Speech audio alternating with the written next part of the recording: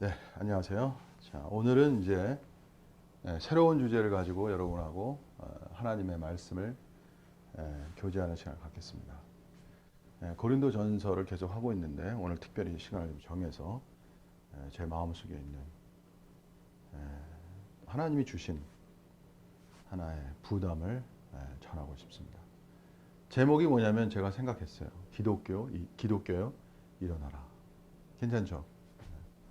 기독교요, 일어나라. 제가 어느 날 시간이 지나면서 어떤 사람이 되어가냐면 기독교 전체를 새로운 기독교로 전환시키려는 그런 사람이 되어 있는 거예요. 어느 날. 자꾸 그쪽으로 가고 있어, 어느 날. 저는 예상하지 않은 거예요, 그거를. 저 같은 사람이 뭐 이렇게 큰 능력이 있어서 그렇게 하겠어요. 근데 어느 날 시간이 지나면 지날수록 제가 관심하는 게 뭐냐면 바로 기독교라는 거예요. 기독교는 하나님이 가장 사랑하면서 하나님이 가장 미워하는 거예요. 이렇게 내가 이중적으로 말씀드릴게요. 그래야 이게 참 뭔가 있을 것 같죠, 그죠? 하나님이 가장 사랑해요. 그러나 하나님이 가장 미워할 수가 있어요. 왜? 기독교 속에 누가 존재하는 거예요? 사단의 역사가 존재하기 때문에. 그 사단의 역사를 누가 아시겠어요? 하나님이 아시는 거예요. 근데 기독교는 기독교 내에 존재하고 역사하는 사단에 대해서 무지하다는 거야. 이것이 너무 한탄스러운 거죠. 사단은 뭐냐면요. 가장 영적인 것을 속이는 거야. 이 음식이라는 게 가장 귀한 거잖아요, 여러분. 그죠? 음식이라는 자체가 먹을 수 있는 음식이 귀한 건데 그게 일단 썩으면 어떻게 해? 이건 완전히 반대 현상이 일어나는 거야. 이건 절대 먹을 수 없는 거야. 썩게 되면. 이건 버려야 되는 거야. 기독교는 원래 너무나 소중하고 귀한 건데 사단이 이거를 부패, 썩게 만드는 거야, 여러분. 그러한 역사를 우리가 보고 그걸 파괴해 나갈 때 새로운 기독교가 제대로 길을 갈 수 있는 거죠. 이제 그런 관점에서 제가 하나하나 주님이 보여주신 대로 여러분에게 설명해 나가도록 하겠습니다. 자, 일단은요, 기독교의 어떤 전체적, 신구약의 전체적 역사를 보면 첫째 율법의 역사를 볼 수 있어요. 율법은 어떻게 보면 하나님 자신의 모습이기도 하고요. 구약에서는 일단 하나님이 율법을 통해서 이스라엘 민족을 인도하는 또 역사하시는 하나의 형태죠. 율법의 형태. 근데 이제 이게 구약이죠. 그래서 구약이라는 건 율법과 선지자의 이야기란 말이에요. 율법과 선지자. 율법이 다 할 수 없는 거를 선지자가 하는 거예요. 율법이 모든 걸 말할 수는 있지는 않아요. 하나님의 뜻을 즉각 어떻게 얘기하겠어. 그래서 선지자가 필요한 거라고. 그래서 원래 이 하나님의 백성에서 중요한 게 뭐냐면 하나님과의 관계성이라는 게 중요한 거예요. 관계성. 그래서 구약에서는 하나님과 이스라엘 백성과의 그 관계성에서 중요한 게 뭐냐면 바로 율법이라는 거예요. 율법을 통해서 일종의 맺어진 관계성 아니에요. 율법을 일종의 지키라는 거죠. 이게 구약의 어떤 이야기예요. 그래서 하나님 말씀 자체를 이해하죠. 율법적인 말씀을. 근데 사실은 하나님은 율법이 목표가 아니죠, 원래. 율법 자체를 주셔서 그거를 지키라고 하는 게 목표가 아니에요. 율법은 범죄함으로 더해진 거라고 그랬어요. 성경에 보면. 이게 원래 하나님은 율법을 주려고 하는 게 아니에요. 범죄함으로 더해진 것이 율법이라고. 원래 하나님이 주려고 한 게 아니라고. 자, 하나님이 주려고 하신 건 뭐냐면 신약이란 말이에요. 신약이 뭐예요? 율법 때 그래서 뭐예요? 신약은 은혜라는 거예요. 은혜. 그래서 이건 일종의 이제 복음이라고 말할 수 있죠. 복음. 그래서 복음은 은혜의 복음이에요. 그래서 유대인들은 결정적으로 무엇을 몰랐냐면요. 은혜를 모르는 거야. 신약을 모르는 거야. 은혜의 역사를. 그래서 유대인들은 뭐예요? 그냥 하나님이 율법을 주신 것은 율법을 지키라고 하는 개념 안에 갇혀 있었죠. 그래서 바리새인들이 예수님의 말을 이해할 수가 없었어. 전혀. 율법을 지키면 되는데 자꾸 율법을 파괴해 나거든. 안식일에 막 일을 하시고 막 이러니까 이거 율법을 지켜야 되는데 또 성전이 중요한데 성전을 헐라? 내가 사흘 만에 다시 지으리라? 도저히 이해할 수 없는 말을 하고 계신 거죠. 유대인들이 볼 때. 율법을 지켜야 되고 성전을 고수해야 되는데 엉뚱한 말만 하고 있는 거예요. 그러니까 예수님에 대해서 아주 미워했죠. 죽이려고 하고. 자, 중요한 건 뭐냐면 율법의 어떠한 그 세계는 은혜의 세계로 나아가야 돼요. 그래서 율법의 세계는 뭐냐면 이거는 금욕의 세계의 일종의 금욕주의적 관점이야. 금욕주의적 관점이라고. 그래서 오늘날에도 그리스도인들이요, 은혜를 모르는 금욕에 빠지면 이거는 진짜 생고생하는 거예요. 은혜 속에서 살아가는 것이 그리스도인이야. 은혜 속에서. 은혜라는 건 뭐냐면은 하나님이 하신다는 거야. 하나님이 하신다. 하나님이 뭐라고요? 하나님이 하신다 이거야. 뭘 하신다는 거야? 율법을 지키도록 하게 해주신다는 거야. 이게 은혜예요. 한마디로 제가 정의한다면. 그게 성령의 역사라는 거예요, 일종의. 그래서 은혜가 복음이 되는 거예요. 왜? 내가 하는 게 아니거든. 하나님이 하시는 거거든. 그렇기 때문에 기독교가 놀라운 복음이 되는 거야. 내가 하는 게 아니라 하나님이 하신다는데 더 이상 행복한 게 어디 있어? 예? 구약 시대에는 내가 하려고 그런 거 아니에요, 바리새인들이. 그죠? 근데 신약에 와서는 뭐야? 아니다 이거. 예수님 뭐야? 내가 내 교회를 세우리니. 교회를 세우는 것도 누구야? 예수님 하나님이시란 말이에요. 그래서 은혜의 역사를 아는 것이 그것이 신약의 역사예요. 자, 근데 오늘은 이제 그 다음을 말하고 싶은 거야. 여기를 말하고 싶은 거야. 예. 기독교는 은혜로 지금 딱 무장이 돼 있죠. 은혜를 많이 얘기하죠. 많은 목사님들이. 그죠? 근데 은혜는 뭐를 지향해 나가야 돼? 하나님 은혜를 주시는 목적은 또 뭐야? 그냥 은혜만 있으면 끝나는 건가? 하나님의 세계는 뭐냐면요. 미래 창조의 세계예요.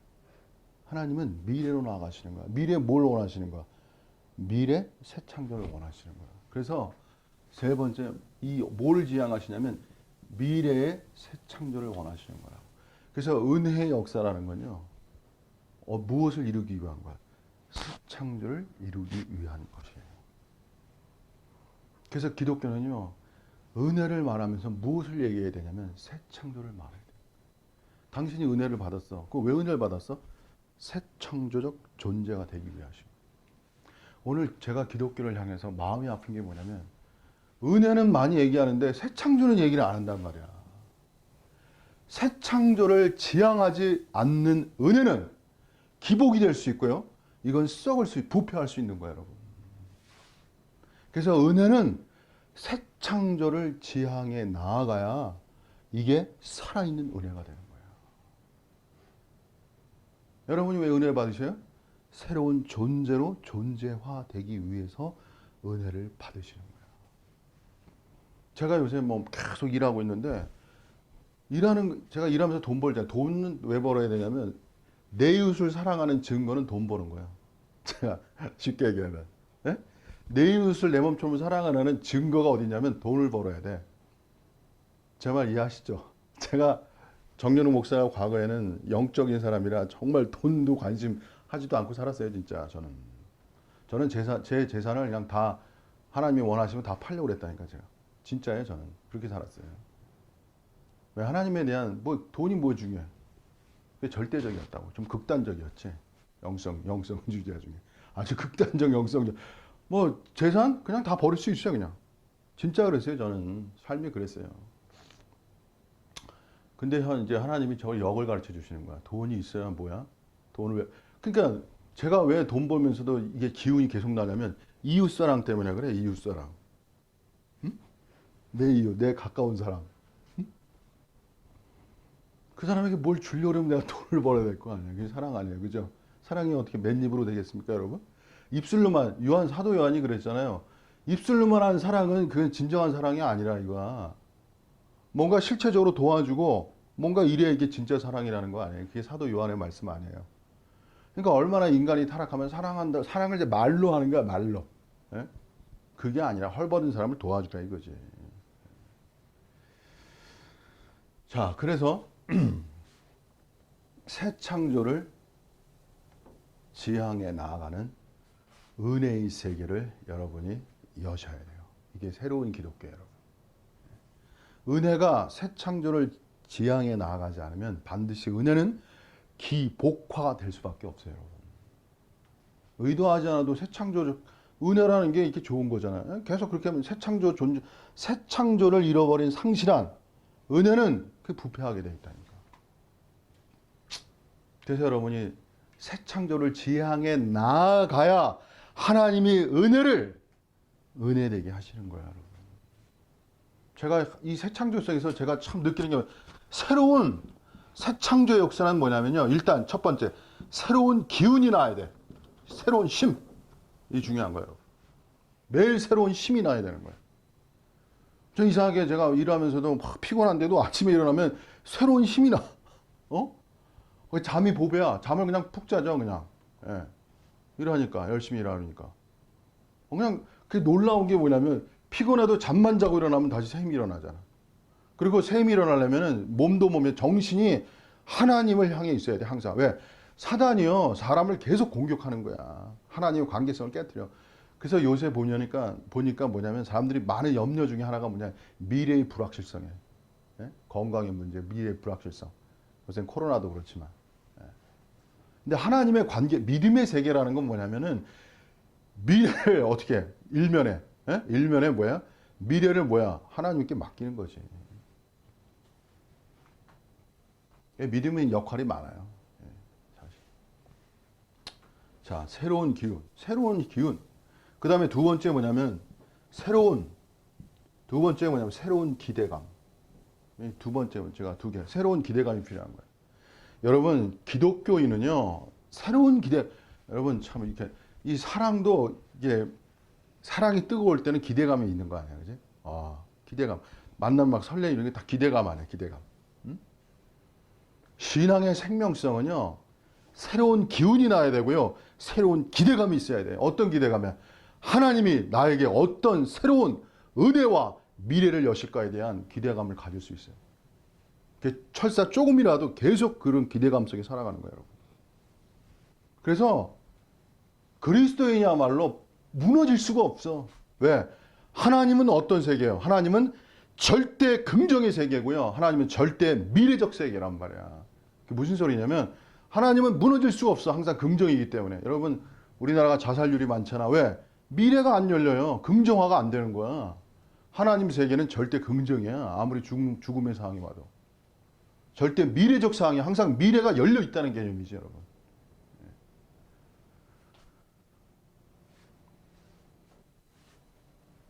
자, 그 다음에는요.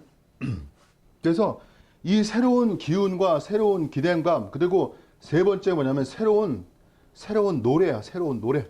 세 번째, 새로운 노래.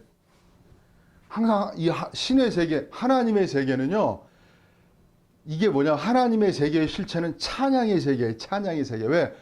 하나님에 대한 이 연결성, 교제성은 그건 뭐로 증명되냐면 하나님을 찬양하게 돼 있는 거야. 그 높고 위대하심을, 높고 위대하심에 대한 찬양 있죠. 그러니까 하나님에 대한 그 감격과 감탄으로 경외감, 이 경외감이라는 단어가 중요한 거예요. 경외감. 오늘 기독교는 하나님에 대한 경외감이 다 사라졌어요. 이거 내가 설명해야 돼. 왜 사라졌는가? 한마디로 제가 말씀드릴게요. 하나님을 유한화했기 때문에 그런 거예요. 이건 나중에 제가 또 설명해 드리겠습니다. 사실. 그래서 새로운 힘과 새로운 기대로 새로운 노래가 있는 그 사람이 새로운 기독교인이 되는 거예요, 여러분. 힘차게 달리셔야 돼요, 여러분. 인생은 힘찬 거예요. 저는 아침에 일어나가지고 아침에 걸을 때 그렇게 행복하더라고. 그 찬바람에 이렇게 불 때 신선한 공기 마시고 걸을 때가 너무 행복해. 제가 올 때도 너무 행복하더라고요. 그냥 걷는 게 이렇게 행복할 수가 없어요. 살아 존재하는 것이 감사하고 숨을 들이쉬고 하나님을 생각하고 인간이 살아갈 수 있는 가장 최고의 환경 안에서 하나님을 사유할 수 있다는 것, 하나님을 향해 나아갈 수 있다는 것, 이 자체가 저는 너무 행복하다. 예.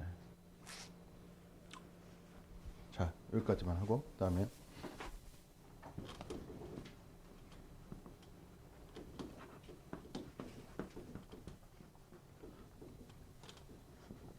그래서 여러분이 새로운 힘, 새로운 기운, 새로운 노래에 대한 여러분의 간증이 있어야 되는 거예요. 새로운 노래, 하나님에 대한 찬양.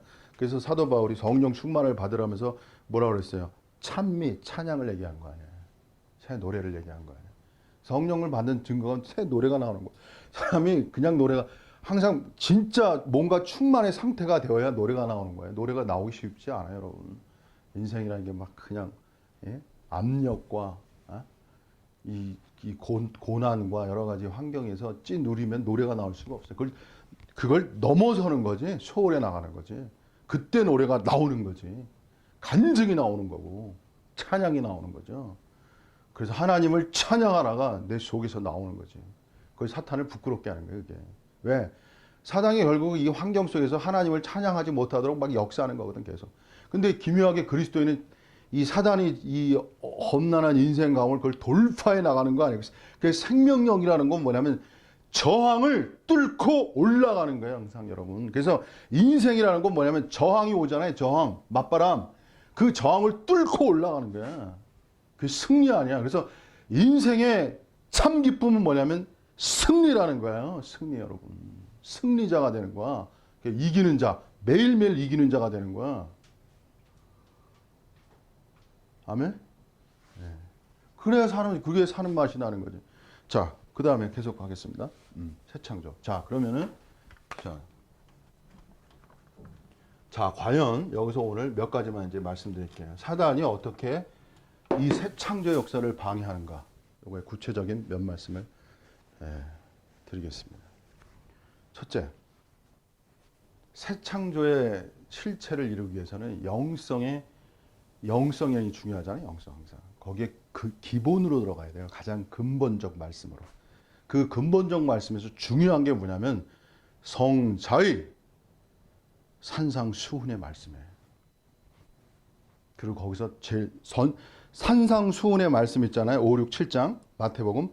그 중에서도 가장 핵심적인 게 뭐냐면 8복의 말씀이라고. 8가지 복에 관한 말씀이라고.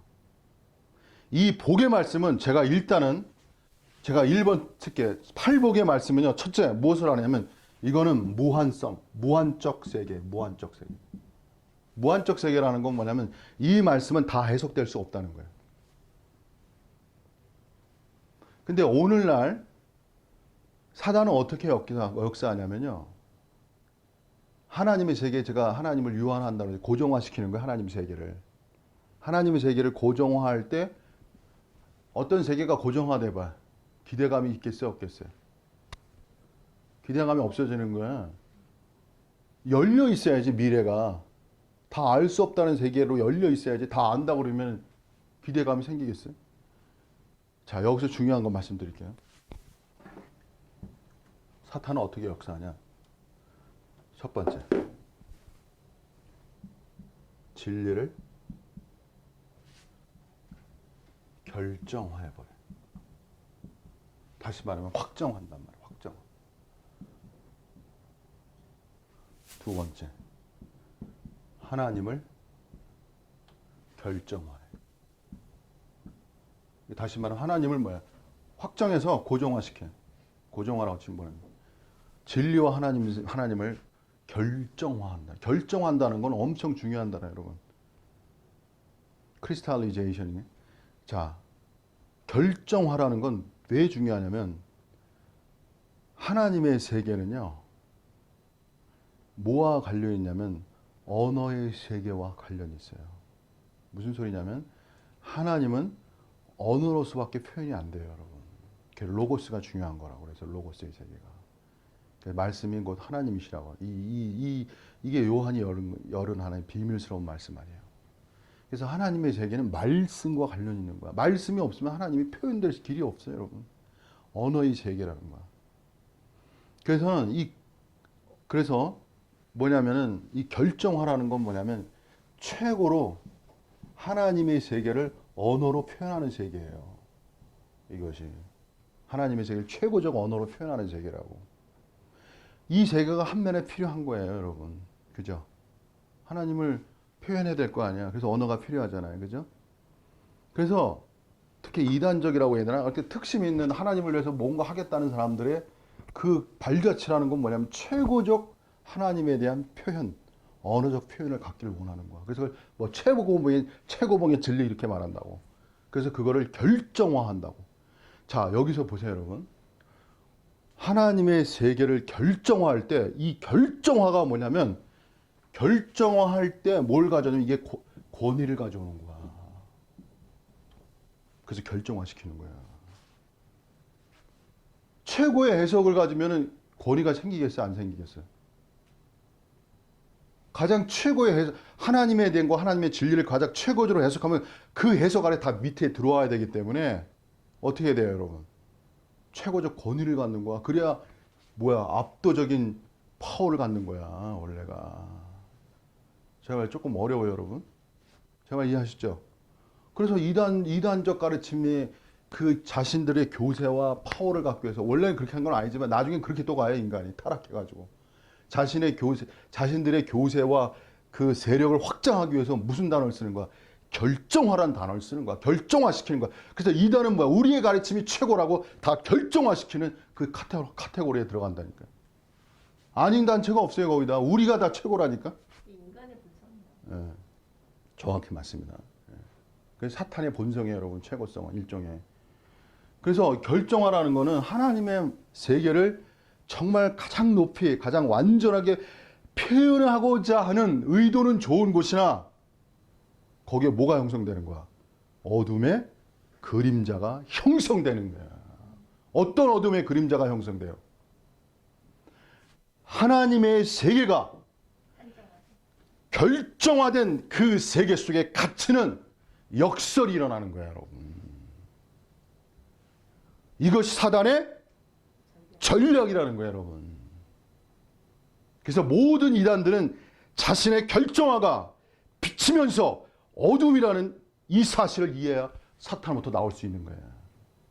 결정화된 진리 앞에는요, 새로운 기대감이 상실되는 거예요, 여러분. 사람이 살아가는 건 뭐냐면 미래에 대한 새로운 기대감이 있어야 되는 거예요, 여러분. 맞잖아요? 네? 네. 그러니까 항상 새로운 거야. 하나님의 세계는요, 하나님의 세계는 잊지 마세요. 무한, 새로움의 영역이야. 이게 무슨 소리냐면, 여러분 천국에 가시잖아요. 예? 뭐 천국에 가면 제가 천국의 실체를 말씀드릴게요. 무한 새로움의 영역이라고, 여러분. 항상 새로움 속에 항상 기뻐하는 것, 그것이 천국의 실체라니까요. 결정화된 세계 속에서는 결정화되면 그 순간은 좋아요. 한순간은 너무 좋아. 아주 그냥 뭐 상 정상에 오른 것 같은데, 근데 그 다음에는 이 매너리즘에 빠지는 거야. 지루함에 빠진다고. 그냥 거기서 나가지 못하고. 영성주의자들 마찬가지. 영성주의자들이 왜 문제가 되냐면 자신의 영적 체험과 지식이 갈수록 결정화돼요. 더 이상 없다라는 개념으로 나온다고. 실체적으로는. 그러니까 거기 갇혀버리는 거야. 그래서 오늘 중요한 말씀이 뭐냐? 네? 그래서 하나님의 새 창조를 이루기 위해서 항상 위치가 중요한 거예요. 어떤 위치로 가야 돼? 네? 진정한 위치. 그리스도인의 진정한 위치. 그게 성자의 말씀이잖아요. 뭐예요? 제 1번. 가난으로 가야 되는 거예요.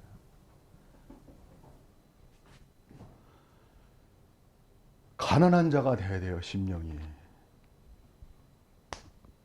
오늘 사단은 뭘 역사하는 거야? 부요를 역사. 다시 가난을 없애버리는 거야. 결정화. 진리의 결정화. 진리의 말잔치. 최고봉의 진리를 가지고 가난을 없애는 거야. 이게 사단의 전략이에요. 자, 성경에 뭐야? 어떤 자에게 하나님 은혜를 부으셔요? 심령이 가난한 자에게 은혜를 부으시는 거야. 그게 구약의 말씀이라고.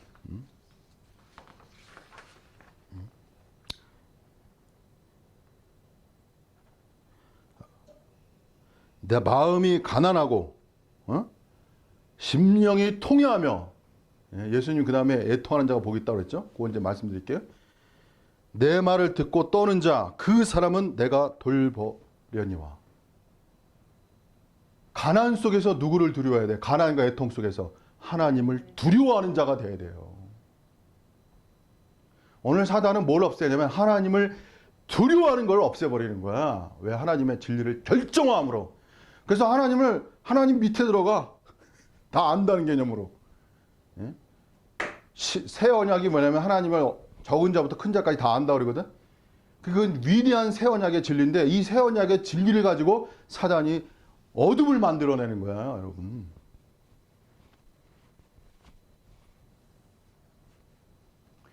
저의 말씀은 정말 최선을 다해서 하나님 나라를 향해 질주하는 사람들을 위한 말씀이에요.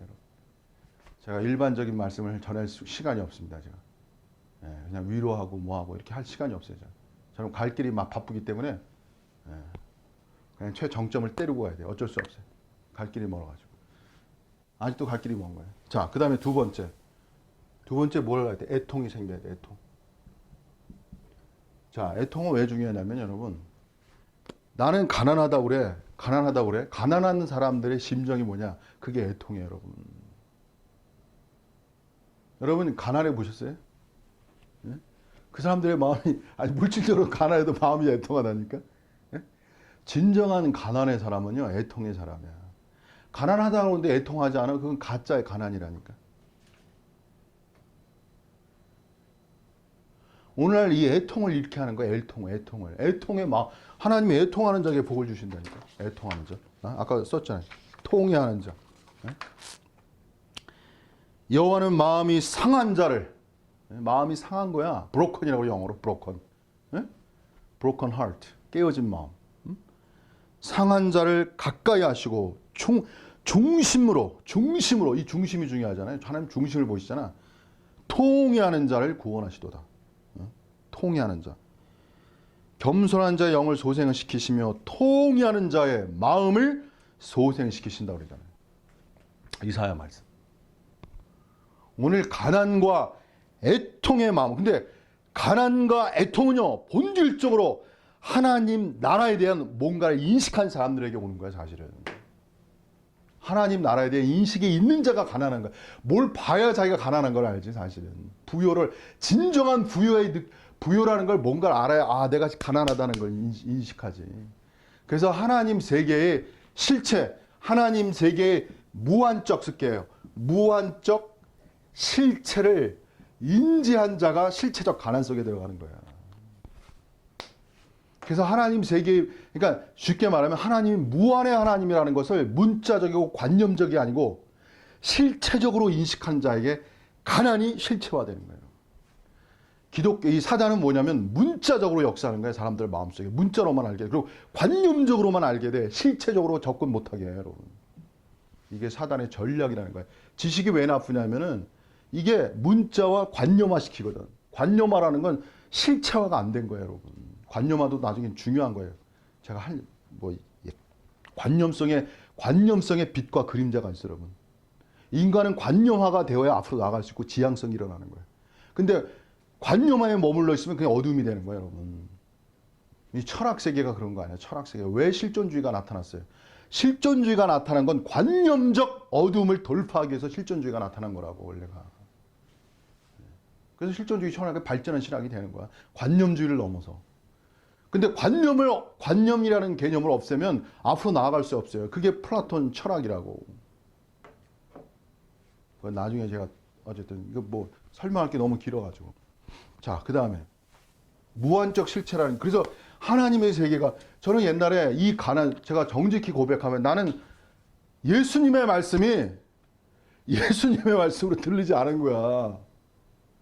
왜? 성경을 다 안다고 생각했기 때문에. 워낙 공부를 많이 했고 많이 들었기 때문에.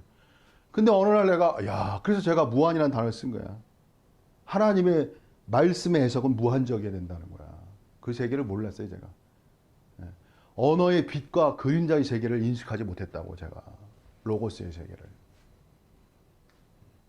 새로운 기독교를 가져오기 위해서는요, 수많은 사유와 고민과 갈등과 번민과 의심과 그런 가운데서 돌파되는 길이에요, 여러분.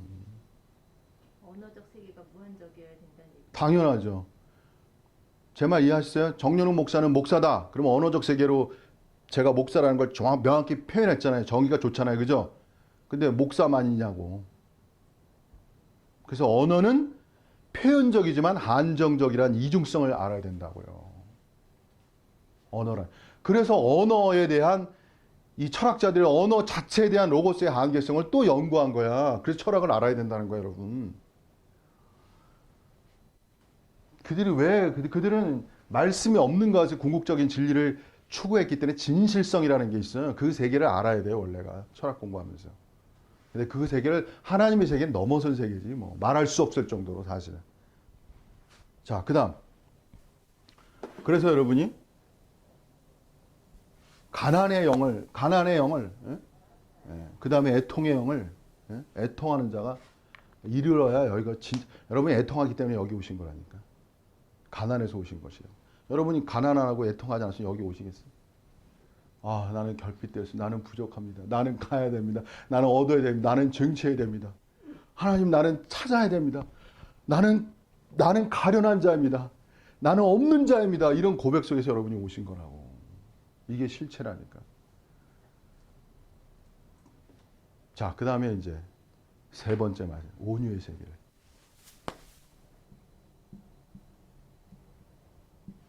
온유의 세계는 뭐냐면 기업을 얻는 세계예요. 여기서 기업을 얻는 세계가 나오는 거야. 기업. 기업이라는 건 뭐냐? 하나님의 기업을 얻는 거. 온유한 자는 복이 있나니 기업을 유업으로 받을 건 아니에요. 그죠? 기업을 유업으로 받는 것이 온유한 자잖아요.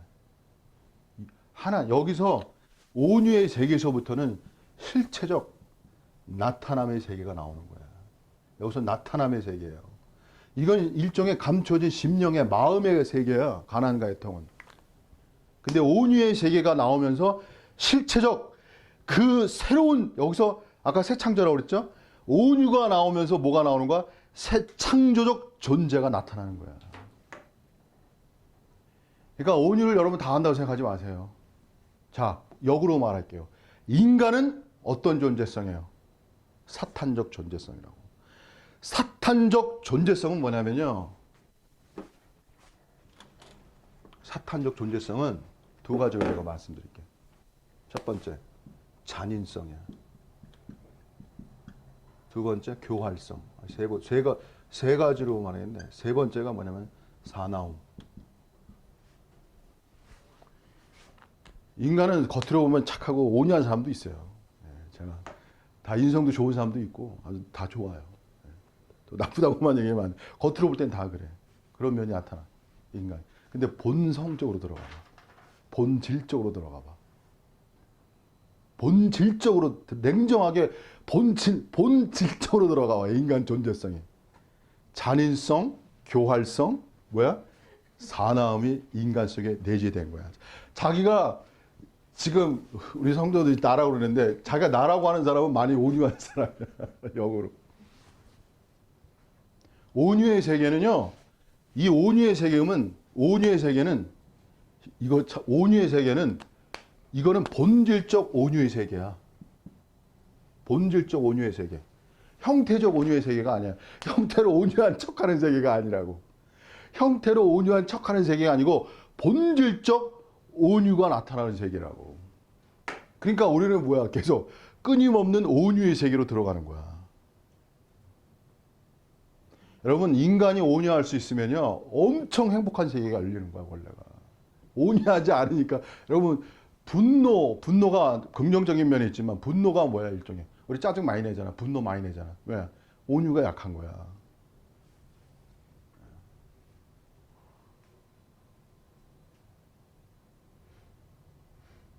자, 그리고 네 번째가 의예요, 의. 의로움을 얘기했잖아요. 자, 온유한 사람이, 의까지만 얘기할게. 온유한 사람이 계속 온유하면 뭐가 없어져? 온유의 그림자가 형성되는 거야. 모든 걸 다 받아? 모든 걸 다 수용해? 그렇게 하면 할 수가 없지. 뭐가 필요한 거야? 의가 필요한 거야, 의가. 그래서 의를 말씀하는. 그러니까 예수님의 말씀은 보면은 그림자를 제거하는 말씀의 형태를 취하시는 거야.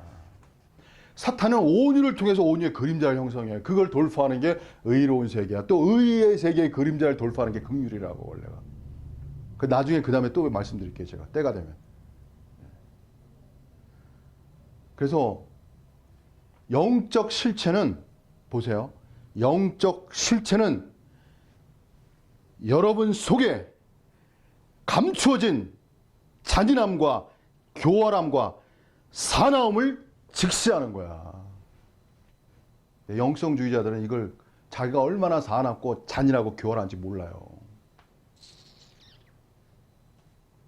저는 요새 일하는데 인간이 얼마나 잔인한지. 제가 말하는 건 작은 것들이야, 작은 일들이야, 작은 일. 인간은 작은 일들에서 잔인하다니까? 큰 게 아니라니까? 큰 게 그러면 뭐 사고 치는 거지. 인간은 작은 것 속에서 작은 거야. 하나님은 완전체를 원하시는 거야, 원래. 완전한 존재성을 원하신다. 그분이 완전한 분이시니까. 그죠? 완전으로 나아가야 돼. 이게 절코, 그러니까 작은 일에 충성된 자가 뭐야? 큰 일에 충성된 거 아니야. 그러니까 매일매일 이 작은 일에 충성되어 나가는 거야. 지금 우리는 작은 능력을 가지고요. 작은 일에 충성하는 거야. 그게 매일의 삶이라는 거예요, 여러분. 그리고 나중에 주님이 오실 때 우리는 큰 일을 하게 되는 거야. 정말. 더 큰 일을 하게 되는 거야.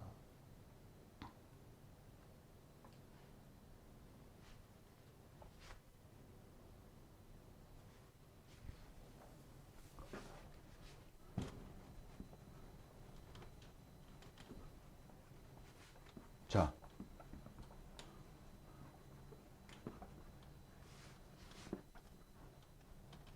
제가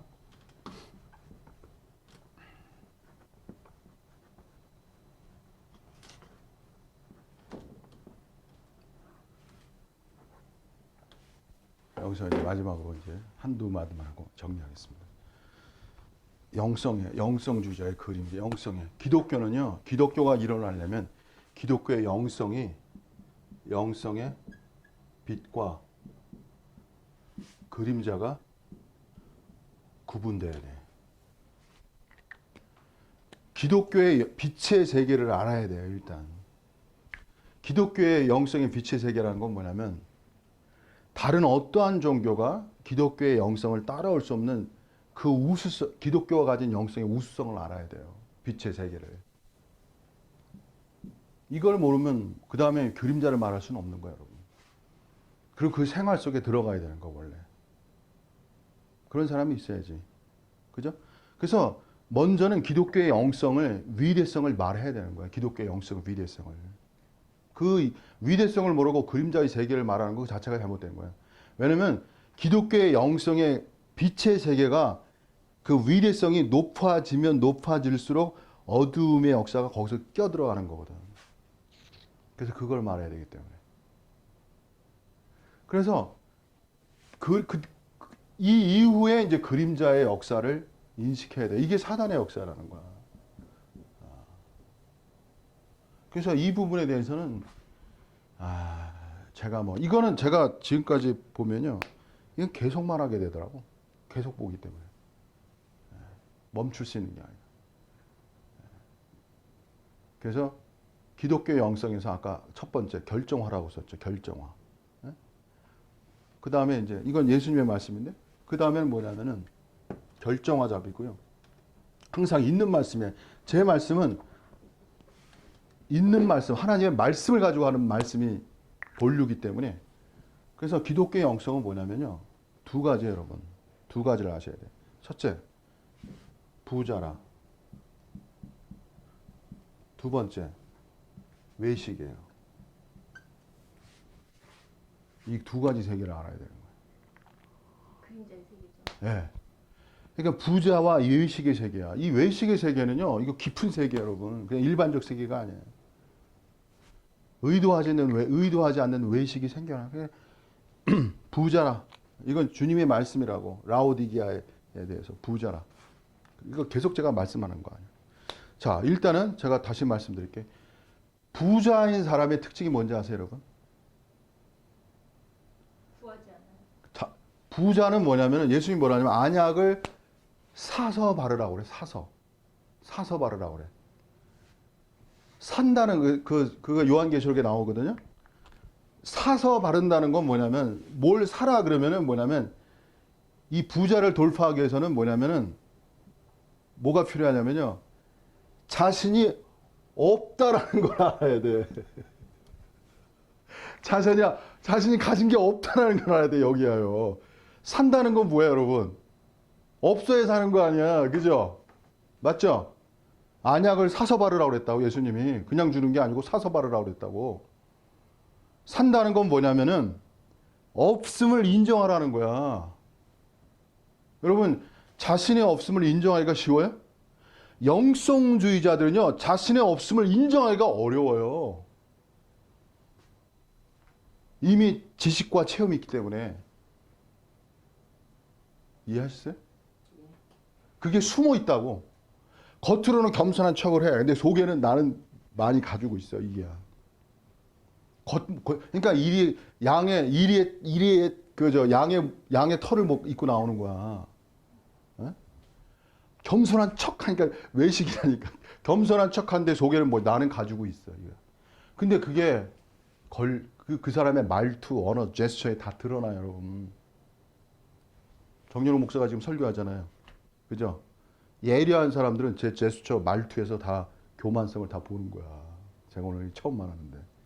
정말 예리한 사람은요, 그 사람의 제스처, 말투, 억양 속에서 교만한지 아닌지, 특히 여자들이라고 하잖아요. 그걸 다 잡아내는 거예요, 여러분. 얼마나 인간이 한면에 영물인데요. 사람들이 다 봐요, 여러분. 제가 정말 교만한 사람인지는 이 제스처, 말투, 억양, 이 몸짓에서 다 드러나는 거야, 여러분. 속일 수 없는 거야. 사람들이 얼마나 예리한데. 근데 영성의 사람들은 자기가 말은 겸손한 척 하는데 제스처는 너무 교만한 거야. 그걸 몰라요. 제스처가 교만한 걸 몰라. 제스처가 더 인간의 진실한 표현이라니까. 제스처를 속이기가 어렵거든. 강하고 용맹스러운 거하고 이게 훅가시 들어가는 거하고 틀린 거야, 여러분. 훅가시가 들어간다니까. 이게 이런 말 훅가시 알죠? 허세가 들어가요. 말투에. 그리고 억양에도 들어가. 저는 제가 죄송한 말인데 기독교 방송에 어떤 목사님이 어투 있잖아. 이게 가식을 굴려. 가식적이야. 가식적 언어를 이 목양에 억양을 주고 말이야. 그거로 뭔가를 세를 잡으려고 그러고. 그게 너무 구역질 나는 거야, 사실은. 그러니까 라오디아 교회에서 예수님이 뭐야. 그리고 어떤 단체는 또 순수성의 가장 순수한 모양으로 나타나. 순수. 깨끗함과 순수로. 근데 보면은 순수와 깨끗함 속에 너무나 깊은 교만이 숨어 있어. 그래서 그 교만은 뭘 가져오냐면 타인에 대한 무시와 멸시형을 가져온다고. 그게 분열이라고. 실체적 분열은 뭐냐면요, 여러분. 멸시와 미움이라고. 이게 분열의 요소라고, 여러분. 이걸 누가 말씀하신 거야? 이것이 사도 바울이 말한 게 아니에요. 누가 말했어요? 바로 예수님이 말씀하신 거라고. 그래서 사도 바울의 말보다 누가 더 예리한 거야? 예수님의 말씀이 더 예리한 거라고. 같은 하나님의 말씀이지만. 그래서 예수님의 말씀과 사도 바울의 말씀이 본질적으로 신의 말씀과 인간의 말씀이라는 구분성을 가져. 같은 하나님의 말씀이지만. 근데 오늘날 기독교는 오히려 누구의 말씀을 쳐요? 사도 바울의 말씀을 더 친다고. 그건 나중에 설명해 주겠습니다. 예? 그 이유가 있어요, 여러분. 사도 바울을 더 전진된 말씀으로 본다. 이게 기독교의 또 하나의 어둠이라니까. 이해하기가 쉬웠었죠. 그렇게 말하는 사람은 어느 정도 수준 있는 사람이에요.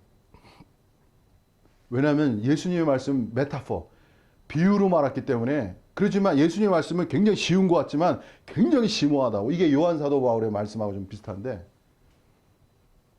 예수님은 멸시형, 바리새인의 멸시형을 얘기하잖아요. 멸시하는 형. 그것이 뭐야? 그것이 분열의 씨앗이라고.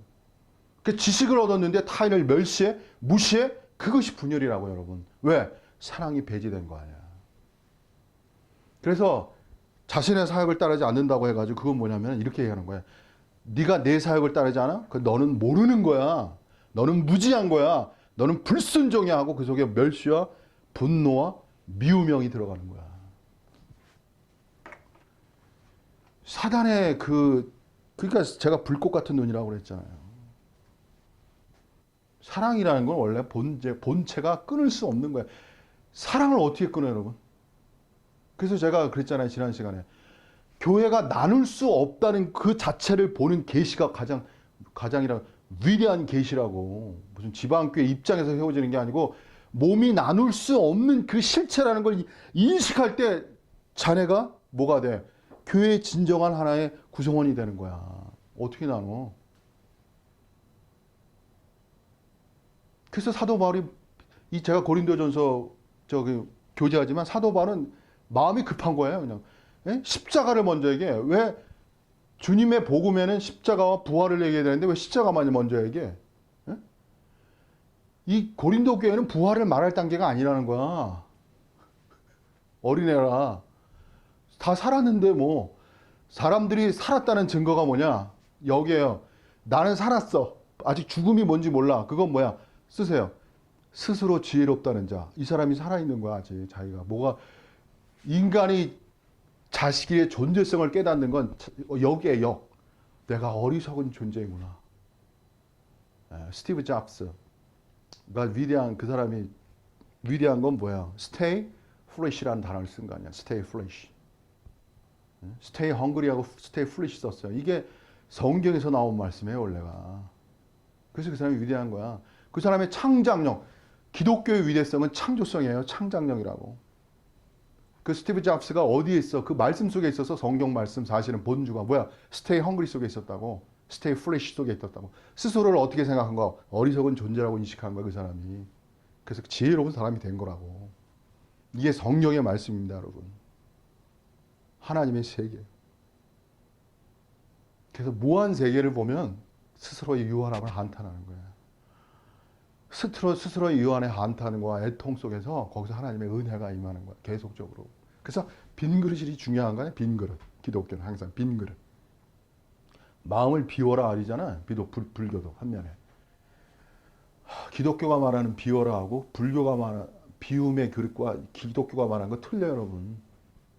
근데 세상 사람이 뭐라 하지만 그 불교에 그냥 비워라는 그렇게 따. 근데 원래 쉬운 거는 사람들이 따라가기가 쉬운 거는 다 따라하기가 좋아. 어려운 걸 따라하기가 어려워, 원래가. 어려운 설명들은. 예수님도 마찬가지. 자,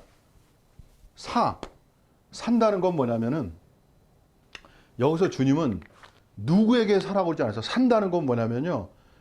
제가 말할게요. 가난한 사람은요, 이게 가난한 거는 산다는 건 뭐냐면은, 내가 없다는 걸 말하고, 다른 사람에게서 가져오는 거예요. 다른 데서 가져오는 거야, 다른 데서. 자, 기독교가 발전하려면요, 기독교 외의 것들을 많이 알아야 돼요. 역으로 말씀드릴게요. 기독교의 우수성과 기독교의 미래성은 어디냐면 다른 타의 것들을 정확히 알고 있어야 돼요. 기독교의 한계점은 자꾸 기독교 속에 자꾸 가려지는 거야. 그 한계 속에 자꾸 들어가. 다른 걸 연구하지 않아요. 다른 걸 공부하지 않는다고. 이것이 기독교의 한계성이라는 거예요. 다른 걸 공부해 보세요. 제가 재밌는 게 뭐냐면 예전에 제가 특수단체에 있었는데 공부를 해보니까 난 특수단체의 가르침이 높은 줄 알았어. 근데 공부를 해보니까 뭘 알았냐면 교부 신학에서 다 거의 가져온 거야. 많이 교부 신학에서. 좋은 거 다 가졌어요. 예?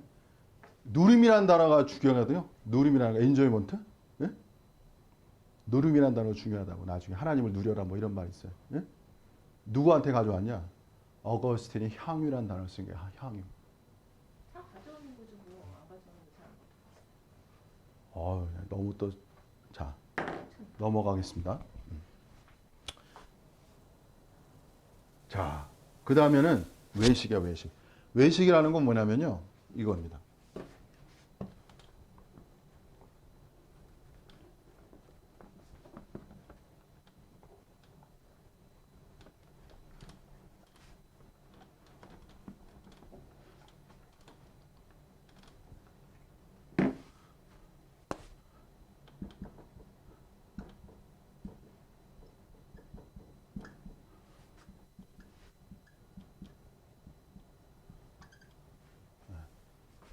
무슨 소리냐면 외식이라는 건 모양만 있는 거야.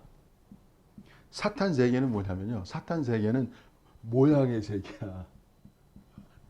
사탄은 모양의 세계야. 그러니까 무슨 소리냐면 사탄은 모양을 흉내낼 수 있는 세계예요. 그래서 내 속아야 다. 모양이 있기 때문에. 겸손의 모양이 있어요. 제가 한번 글을 썼어요. 이익의 재료, 경건의 모양을, 겸손의 모양으로 겸손의 모양을 이익의 재료로 삼는다고. 제가 이렇게 엄청 날카로운 얘기야. 겸손한 척하는 거. 왜? 세상 사람들은 겸손한 걸 좋아하거든. 겸손한 데 척이야. 속에는 뭐야? 엄청난 교만이 숨어 있는 거야. 근데 몰라요, 사람들은 또. 근데 아는 사람은 아는 거예요. 그래서 저는 이게 스스로 막 겸손한 척하면 안 돼요. 겸손 안 되는 게 아니라 그렇게 하면은 진짜 그건 아니에요. 저는 그냥 있는 그대로 설교하잖아요. 가식적이 없잖아요. 인간은 인간은 어둠의 존재예요. 빛의 존재가 아니고 원래 빛으로 나아갈수록 어둠의 존재라는 걸 더 인식하게 돼 있어요. 자, 그래서 모양만 있는 거야. 그리고 경건의 능력은 없어요.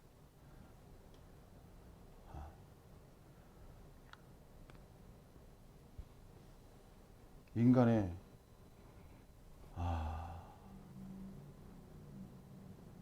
하나님 세계는요 무한 세계거든. 무한 세계라는 건 무슨 소리냐면 쉽게 말하면 모든 것이 다 가능한 세계야. 원래가 하나님의 세계 속에서. 그러니까 예수님이 뭐라고 했어요? 원수를 사랑하라고 그랬지. 이게 무한 세계의 표현이에요. 여러분. 어떻게 원수를 사랑할 수 있어? 시연님. 못 사랑하잖아. 그게 무한 세계에 무한적이기 때문에 원수를 사랑하는 거야. 네? 그죠? 인간은 뭐야? 무한적이죠. 유한적이야. 유한적이라는 건 뭐냐면 이건 조건적이야. 조건적. 조건적 안에서 사랑할 수 있어. 네? 뭐뭐 하면 자기가 좋아하거나 자기가 할 수 있는 범위 안에서 사랑할 수 있는 것이 인간적인 거야. 근데 기독교는 뭐야 원래가? 어디로 이끄는 거야? 유한적 세계가 아니에요. 경건의 능력이라는 건 어디로 가는 거야? 항상 기독교인의 애통함은 뭐냐면 하나님이 어디로 인도하냐면 유한적인 한계에서 무한으로 이끄는 거야. 이 자체가 인간에게 너무 힘든 거야. 뭐냐면은 저 사람은 내가 사랑할 수 없어. 이런 사람이 있어. 그죠? 근데 그 사람을 사랑하라는 거야. 사랑할 수 없어 하는데 그 사람을 사랑하라네. 네? 그 세계라고 원래 기독교가. 용서할 수 없는데 그걸 용서하라는 얘기네. 네? 근데 용서도 두 방면이 있어요, 여러분. 왜냐면은 항상 사탄은 그림자를 용서도 두 방면이 있어요. 회개하거든 용서라는 말도 있어. 항상 성경은 균형이 가르쳐야 돼. 70번씩 77번이라도 용서하라. 무한적 용서가 있지만 회개하거든 용서가 있어. 이거 나중에 제가 구분할게요. 지금 다 말씀인데 제가 하나를 말하면서 하나를 또 이제 커버해야 되기 때문에 지금 어려운데. 자, 그래서 뭐냐면요. 경건의 능력, 모양과 경건의 능력인데 능력의 세계를 제가 더 설명해 드릴게요. 도대체 경건의 능력의 세계가 뭐예요? 자, 첫 번째. 경건의 능력의 세계는요. 야, 이건 진짜 쉽지 않죠. 능력이라는 개념이.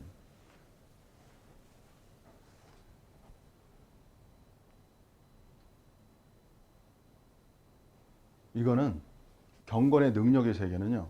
첫 번째, 초월자의 능력을 인지해야 돼. 하나님의 세계의 능력은요. 초월자, 초월의 능력을 가지신 분으로부터 나오는 거야. 인간적 능력이 아니에요. 근원으로부터 나오는 거예요. 근원으로부터 나오는 거예요. 그래서 하나님의 초월성. 그러니까 초월은 어디서 오냐면요. 초월에 제가 능력이라는 단어보다 초월을 쓴데 이 초월이라는 거는 어디서 나오냐? 초월자, 원초적 초월자에게서 나오는 거야. 그게 하나님이야. 그래서 경건의 능력을 이해하려면 초월자이신 하나님의 신관으로부터 나오는 거야. 신관. 이 중요한 거야 지금. 이게 핵심적인 거야. 신관.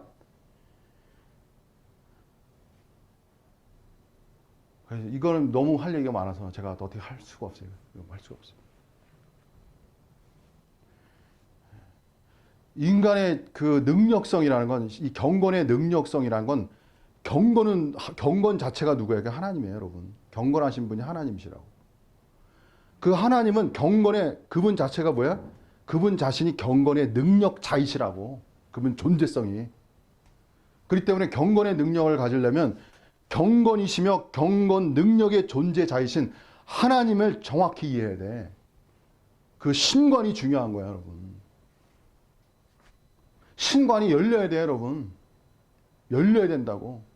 제가 버틸 수 있고, 제가 나아갈 수 있고, 전진할 수 있는 거는 신관 때문에 그런 거야.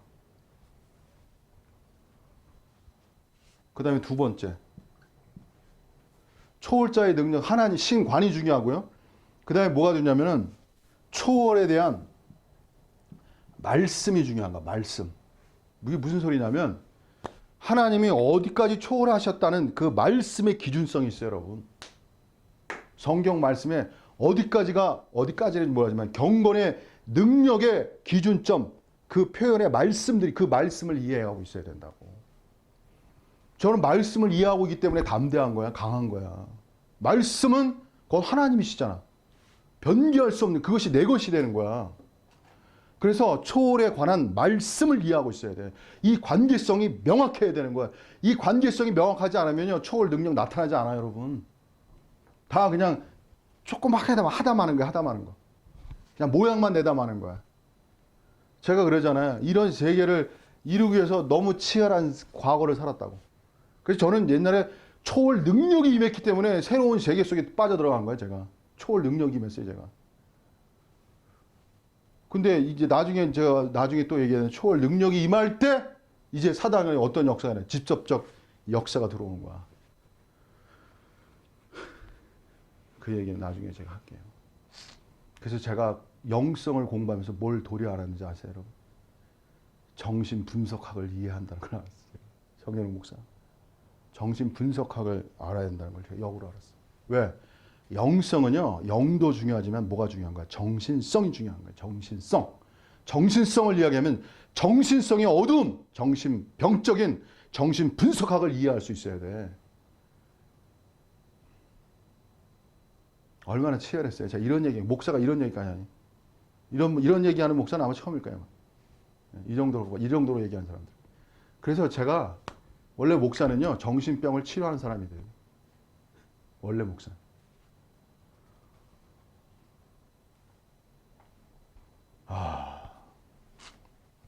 자, 초월 능력. 그 다음에 세 번째가 뭐냐면 말씀에 대한 믿음화의 역사가 필요한 거예요. 믿음화의 역사.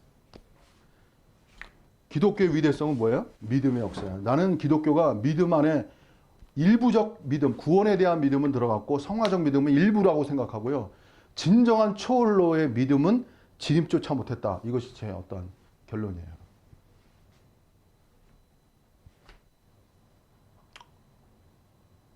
믿음화 역사가 이제 필요한 거예요. 여기서.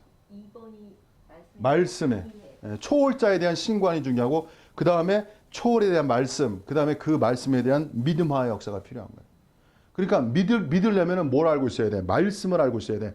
말씀이 말씀되게 하기 위해서는 하나님 자신에 대한 신관이 세워져야 돼요, 여러분. 말씀이 말씀되기 위해서 하나님 자신에 대한 믿음이 먼저 세워져야 된다고. 여러분, 믿음을 하나 갖는 게 쉬운 게 아니에요, 여러분. 이 믿음은 구원을 받는 믿음의 수준이 아니라고. 초월의 능력, 경건의 능력을 실체화하기 위한 세계라고. 어떤 단체는 막 지식적으로 막 계속 얘기하는데 이 초월자에 대한 신관의 문제하고 말씀 구절 하나의 문제. 사단은 뭐냐면 말씀, 특히 성자의 말씀을 한 구절 한 구절 약화시키는 거예요. 나중에 이것도 따로 제가 말씀드릴게요. 그리고 네 번째가 뭐냐면 믿음화의 역사는 뭘 가냐면 능력의 역사를 가져오는데 마지막에 뭐냐면 이 능력의 역사는 사탄과의 전쟁의 역사를 가져와요. 나는 사탄과의 능력의 역사는 전쟁의 역사를 실체적으로 가져온다고. 여러분, 진정한 하나님의 세계는요, 핍박받을 각오를 하고 있어야 되는 거야. 마지막 단계.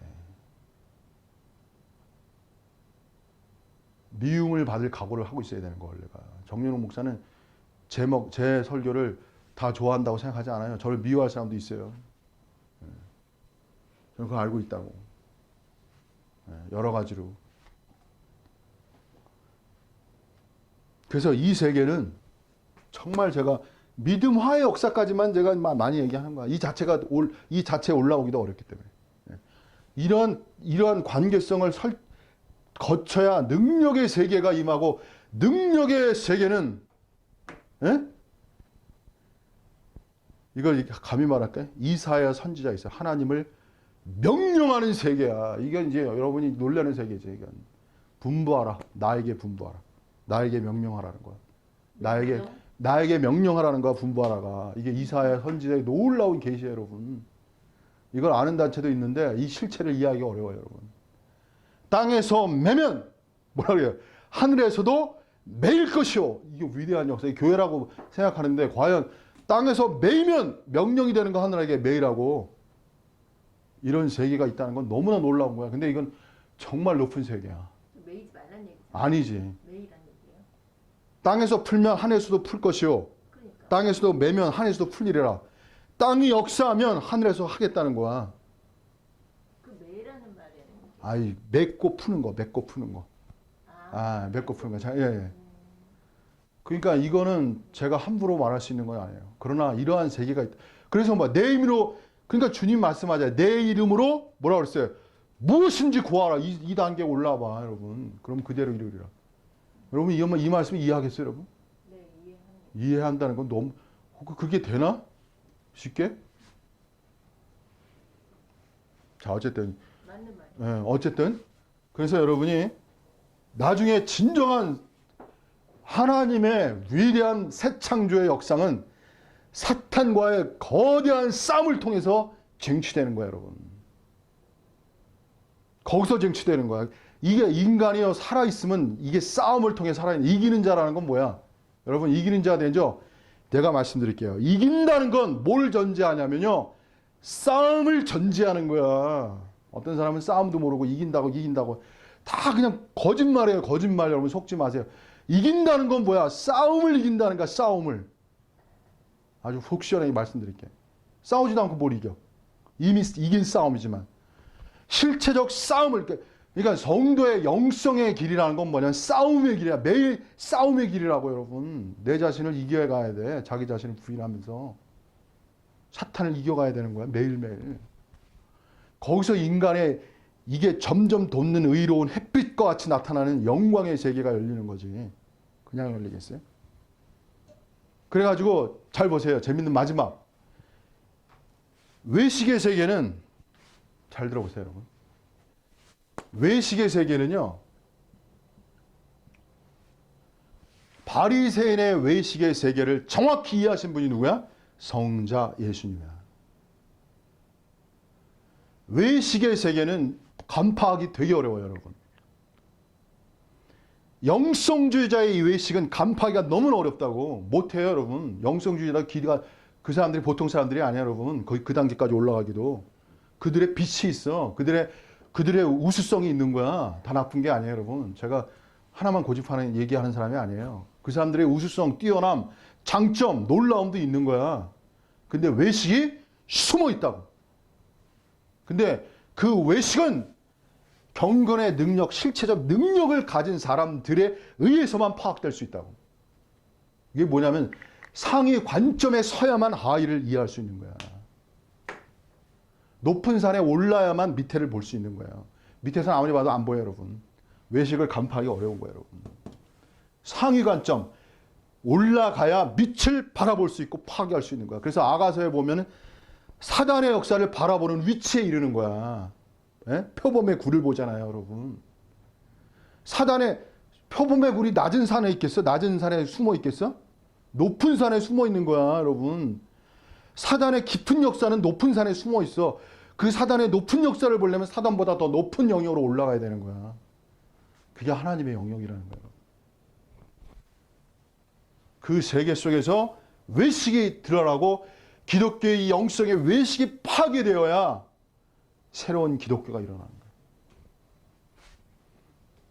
그래서 주석과 같은 발이잖아요. 예수님이 오실 때, 라오디게 오실 때 주석 같은 발, 주석이라는 게 뭐야? 어? 불꽃 같은 눈이잖아요. 간파와 직시의 영이야.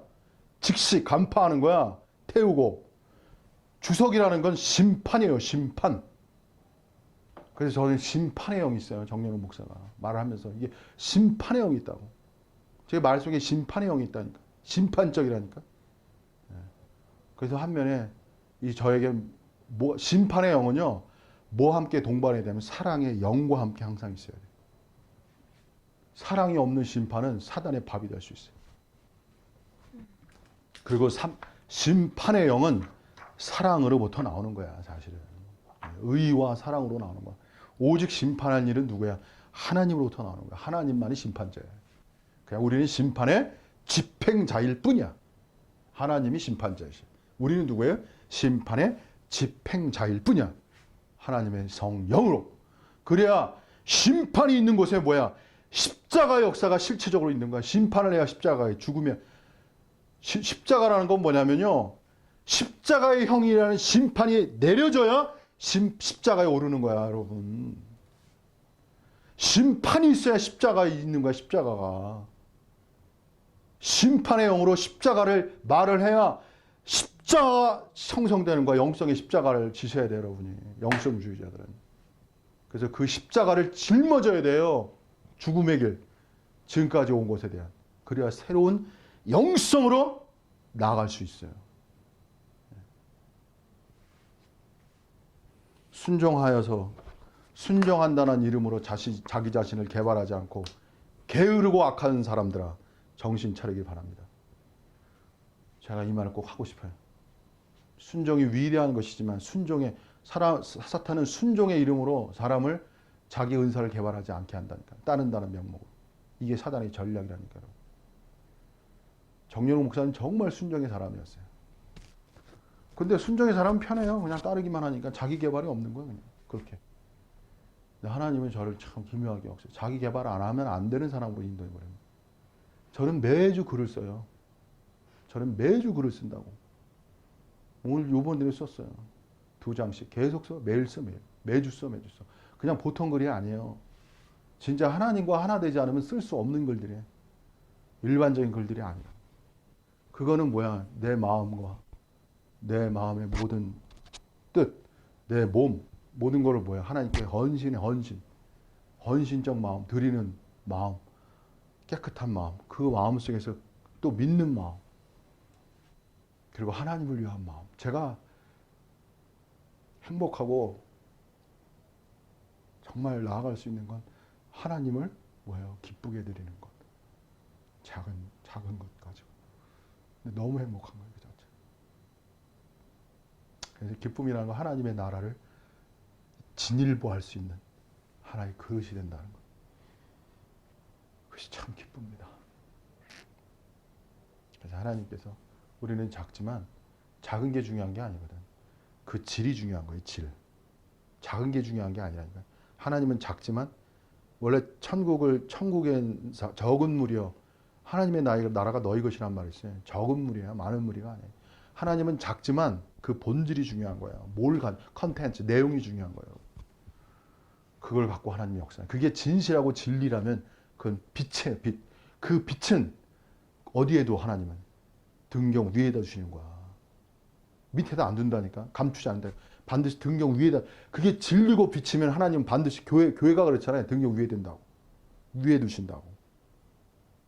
모든 걸 비추게 하기 위해서. 그게 하나님의 역사예요. 그래서 어쨌든 여러분이 이 말씀으로 정말 도움받기를 원합니다. 정말 영성의 길이라는 게 정말 어두움 터널을 뚫는 길이에요, 여러분. 제가 가봐서 알아요. 가도 또 어둠이 생겨. 그 뭐 터널을 뚫는 길이야. 그 터널을 제가 먼저 가서 많이 뚫어드리는 거야. 그래서 제 말씀을 듣고 오면 여러분이 마음이 편해지는 거야. 너무 행복해지는 거야. 이 길을 실체적으로 가는 사람들. 도움되시기를 바랍니다. 자, 여기서 마치겠습니다. 감사합니다.